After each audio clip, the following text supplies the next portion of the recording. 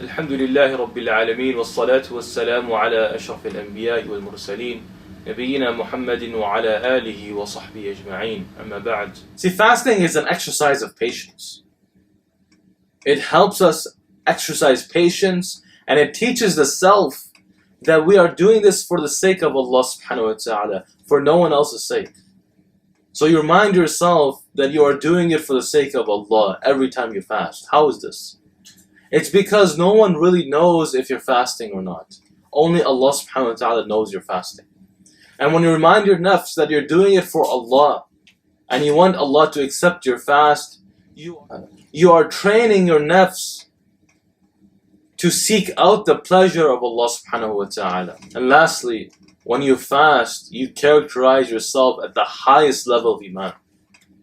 You characterize and you embody the highest level of Iman. And that is ihsan.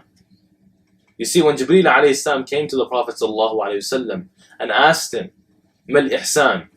What is ihsan?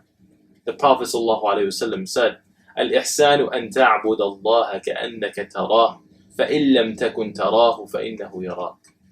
That ihsan is to worship Allah as if you see Him. And if you do not see Him, know that He sees you. You put yourself at the highest level of Iman, and that is having the muraqabah of Allah subhanahu wa ta'ala.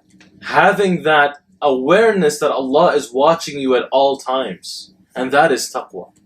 Taqwa is that you realize that Allah is watching you at all times. And according to that awareness, you take a step in doing any action in your life.